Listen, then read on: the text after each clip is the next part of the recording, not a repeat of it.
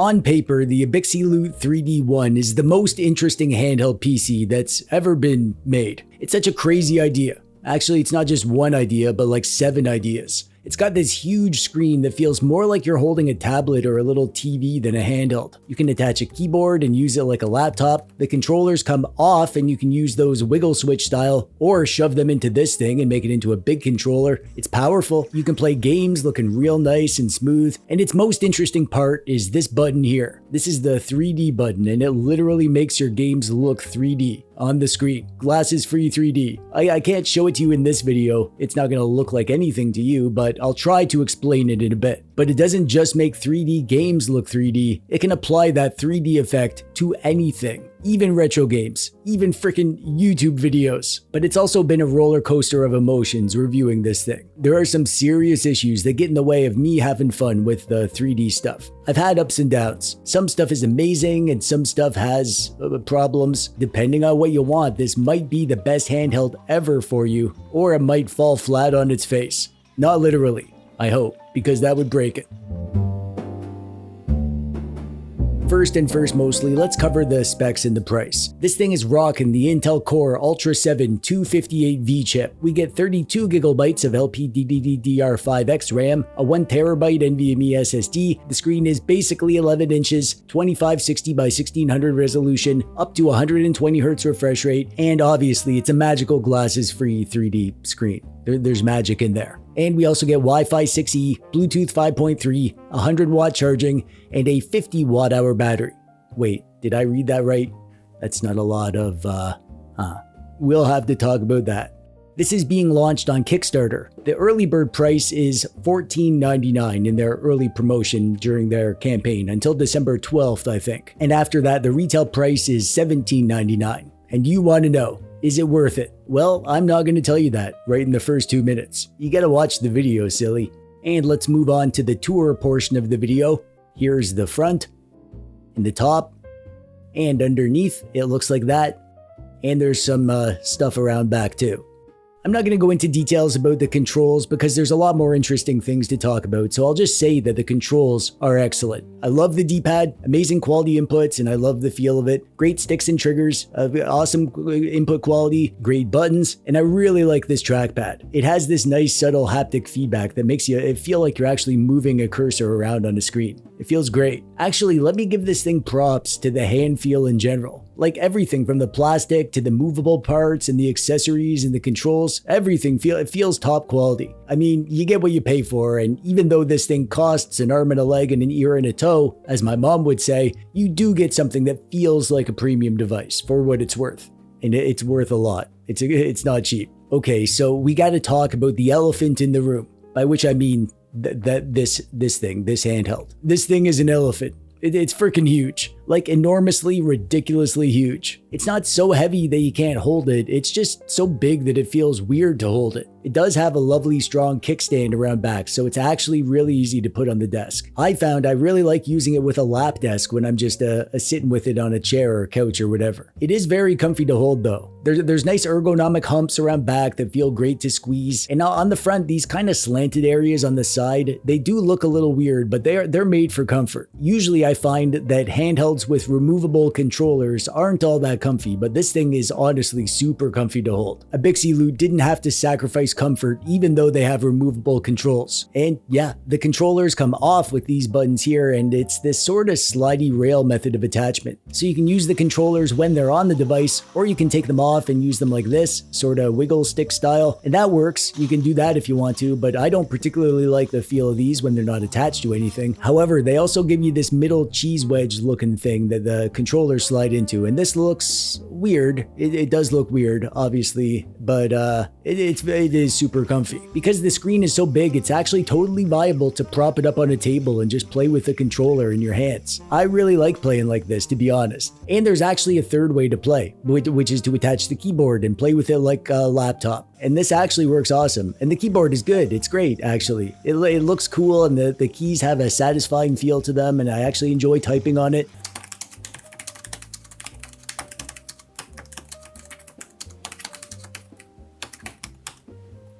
And the trackpad does work good. Russ from Retro Game Corps, in his video, he said he didn't like the trackpad, but he had the plastic cover on there. And I totally get why he didn't think that plastic comes off. It was hard to get off. Actually, halfway through trying to take it off, I was worried that I was wrecking the trackpad, but I did get it off, and it is lovely as a trackpad when you do, just so you know. And it comes with a case that holds everything, and yeah, it's nice. It's a nice case, and it's easy to carry, and it looks okay. We'll get into the 3D stuff and the gaming in a bit, but just real quick, I want to mention that even without 3D, this screen is incredible. It's an amazing screen. I wasn't sure how the screen would be, considering it's a fancy, weird 3D effect screen. I feared that it would be compromised in some way, but my fears were an idiot. This screen is absolutely lovely. Just as a screen without any 3D gimmick. It's bright and clear and super crispy, silky smooth, 120 Hz refresh rate, and they didn't mention it was variable refresh rate, but I think it is. Every game I tried where I turned off VSync and ran it in full screen, I was getting no screen tearing, so I'm pretty sure it's variable refresh rate. Don't quote me on that, but it feels like VRR to me.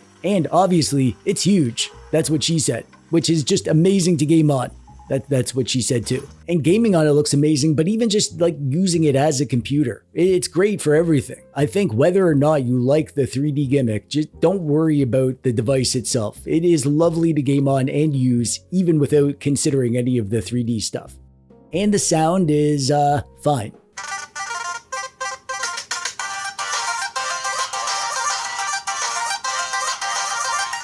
It's not great, but it's not bad. Downward firing speakers, which isn't ideal, but they're loud enough and they're clear enough. They could be a bit more bassy, but overall they're pretty fine. We get Windows 11 on here, which is, whatever. It is what it is. I'm not going to rant about Windows 11 right now. However, we do get a few bits of useful software. The first is this quick settings panel. This pops out and you have just a few basic options, Wi-Fi, Bluetooth, and sliders for the brightness or whatever, and you can change the power mode. 3 power modes to pick from. And you can change the screen resolution, and you can also change the refresh rate if you need to do this stuff on a, on a system level. And if you tab over to this next part, you get some useful stuff like bringing up the keyboard and showing the desktop, task manager, just simple stuff. And then this button over here brings up the Abxylute front-end launcher, which actually looks really good. I like the way they did this. It automatically detects your Steam games, and you can go to the settings here for all the advanced stuff you'd want to do. Pretty typical of handheld software, really. The final piece of software is this 3D game mod manager, which is actually super useful. This is basically a plugin manager to add 3D display support for games that don't support it. And it's crazy easy to use. It's basically you just pick the game from the list and apply the patch and it will make it work. And even though there is a limited number of games that support native 3D stereoscopic view, and even though the mod manager has a limited number of games, you can still use a program called Reshade to make a ton of more games 3D compatible. You can even use it with like Switch emulation and stuff.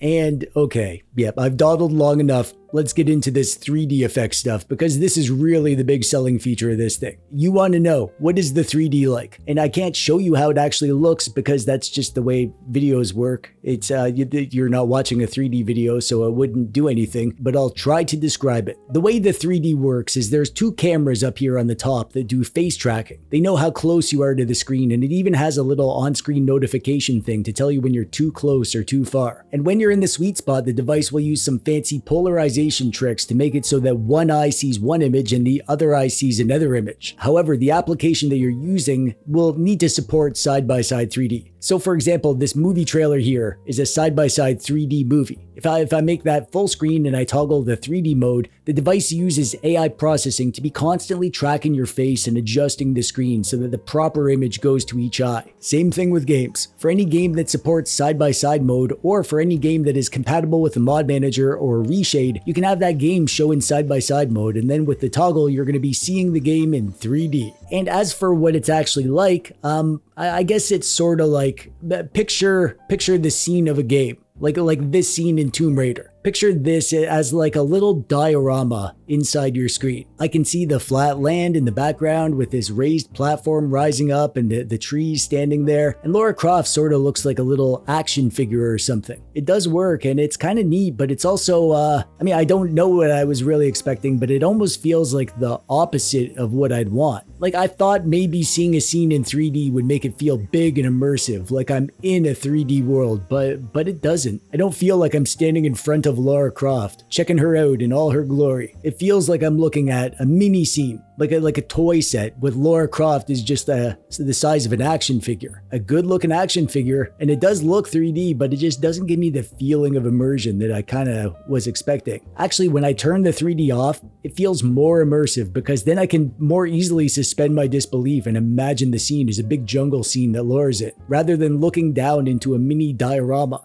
Some games do better than others though. I found when doing 3DS emulation, I fired up Mario Kart and that felt better. It felt like driving a car and seeing the world pass me by was a better fit for the 3D effect. Oh, and yeah, on the topic, you can totally do 3DS emulation on this. Azahar has built-in side-by-side 3D support, so if you've been waiting for a giant modern device to get that glasses-free 3D effect to play 3DS games, this is the one. The one, literally. It's the 3D one. So I think it just depends on the game. Some games feel more natural to play in 3D mode than others. And then there's a second 3D mode, which is where the device uses AI to 3Dify any full screen thing. You can make regular games look 3D, or retro games, or even like videos. I pulled up one of my own videos and I turned on the 3D effect and it kind of worked. It's not great. It sort of makes things look like they're a little bit 3D, almost as if the scene is made of clay or something. But it is like neat. It sort of works, and it is neat to see. I wouldn't use this on the regular, but for a novelty, yeah, it's worth playing around with every now and then. However, there are some serious issues with the 3D stuff in general. First, the device adjusts the screen so that each eye sees something different, but it's not perfect. There's some slight ghosting, sort of like when you view those like hologram cards. There's always a bit of a ghost image around the edges. I can't show you exactly what that looks like, but here's my sort of amateur mock-up. The scene is in 3D and what's in the middle is very clear, but there's like a faint ghost on the left and the right sides because the screen isn't doing a perfect job of making each eye see only one image. My next gripe, I learned that I kind of hate looking at 3D stuff on a screen. It's neat at first, but I very quickly found that I started to get eye strain, and I don't get eye strain easy. I look at all sorts of screens, big and small, good and bad, all dang day I'm looking at screens, but with the 3D effect turned on, I really can't look at this for more than like 10 or 15 minutes. It's bad enough that if I play with 3D, as soon as I turn off the 3D, I instantly feel a rush of eye relief. This is probably a your mileage may vary kind of thing though. Everyone probably has different tolerances for this sort of thing. The final gripe, and this is really the big deal breaker for this 3D stuff for me, is that enabling the 3D effect tanks the performance. The performance already goes down when you enable side-by-side view. Because the game needs to render two separate frames, it basically halves the performance, but then on top of that, the 3D effect of the device lowers that even more. Whenever you have the 3D turned on, it's like half the frame rate. And it always introduces stuttering. You can sometimes compensate by lowering the graphics and stuff, but you never really get it feeling perfect. It's always a lower FPS than you're used to, and it's stuttery and laggy. And maybe this will get fixed. I think it could be fixed in the software or drivers or something, but right now, there's not many games that perform well enough with the 3D effect for me to bother turning it on most of the time. Every now and then I'll turn it on and be like, oh wow, look, 3D. And then after a few minutes I'll turn it off and I'm like, oh yeah, this is way better. Nice and smooth now. Which brings me to what probably is the best part of this thing, which is that without the 3D effect, the performance is amazing. This is the same chip that we get in the MSI Claw 8 AI Plus, and I don't have time to do a deep dive into the performance, and I also don't want to mislead you by showing you the performance of games and then you assuming that that's what you'll get with the 3D effect on. But without the 3D effect, you can play anything on this beast. The Intel 258V is a champ of a chip, and I was blown away when I tested it on the Claw 8 AI Plus, and I have a feeling it's even better now that we have more mature drivers since it launched. And if you want to know how other games run, just check out some more videos of the Claw 8 AI Plus to get an idea. There's lots of videos out there on that device. Videos like this video by me.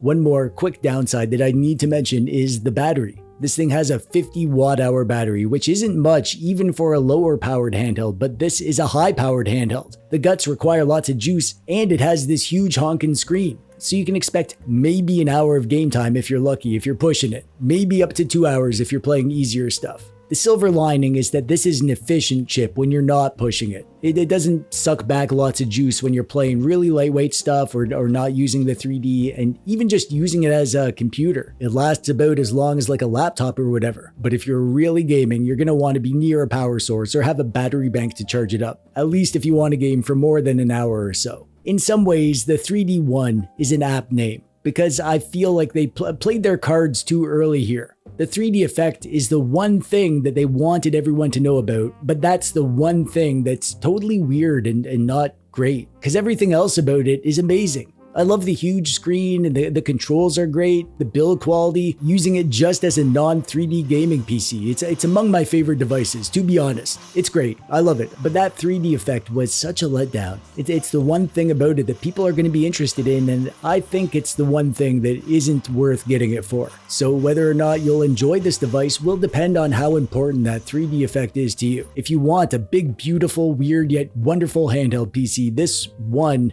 is that. But if you want a unique glasses-free 3D gaming experience, this will probably leave you disappointed, I think. I would probably only personally get this if I was in the market for a handheld PC and I wanted something big and I didn't care about the battery because I don't mind charging it or plugging it in while I game, and if I was also in the market for a laptop, because this is also a full-on laptop. It's like two devices in one kind of thing. That's the value here, not the 3D. So if that's you, if you want that in your life for $1,500 or $1,700 or whatever it costs when you buy it, then you can check out the link in the thingy below if you're gonna pick one up.